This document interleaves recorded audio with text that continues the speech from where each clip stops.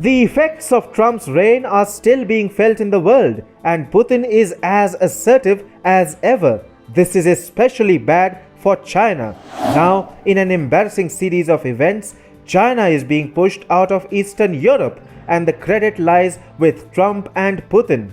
Hi and welcome to TFI Global, the foreign affairs and geopolitical analysis arm of the TFI Media Group. I am your host Sanbir, and in this video we shall talk about China's embarrassing ouster from Eastern Europe, all thanks to Trump and Putin. Trump may have lost the US presidential polls, but his policies continue to hurt Beijing on a global scale. China is feeling the heat of Trumpism in Eastern Europe, a region that used to be the venue for extreme competition between the US and Russia. However, today both Moscow and Washington apprehend a threat of growing Chinese influence in the region.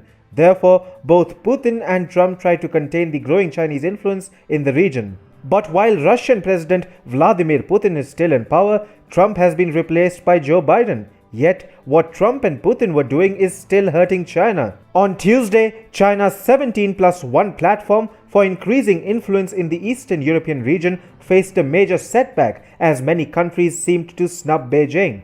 This in a way shows how Trump and Putin have kept China sidelined in Eastern Europe.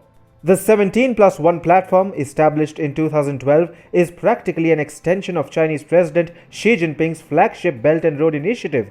Tall Chinese promises have been made to East European nations with the help of the 17+1 concept, yet the virtual meeting of the platform on Tuesday seemed rather unusual.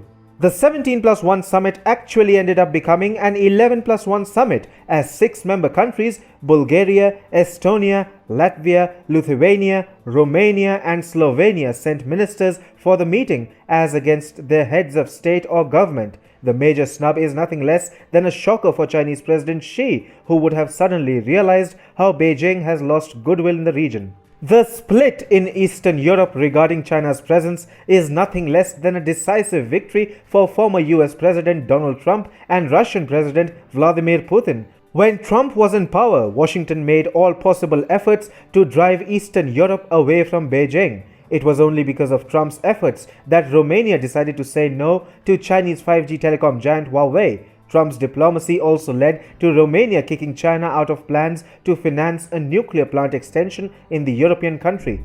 The Trump administration also backed the 3 Seas initiative to enhance cooperation in Central and Eastern Europe. The Trump administration made countries in the region realize that the US is there to take care of their infrastructure and development needs. On the other hand, Russia continues to look at Eastern Europe as its sphere of influence. Russian President Vladimir Putin remains popular in many East European nations like Belarus and Serbia. Baltic nations like Estonia, Latvia and Lithuania might remain critical of Moscow, but they are dependent on Russia for fulfilling their energy consumption needs. And then, Russia enjoys considerable cultural influence in Baltic nations, which is essentially a legacy of the Soviet era. Russia remains relevant in the Eastern Europe region, and the issue is that it doesn't want to lose any of this influence to its neighboring giant, China. Putin remains a fierce competitor for the US too, but before anything else, he would want Beijing out of the equation, and only then he would start competing with Washington. This is exactly what happened during the Trump era, and it seems that the effect of Trump's policies has continued even after the end of his presidency.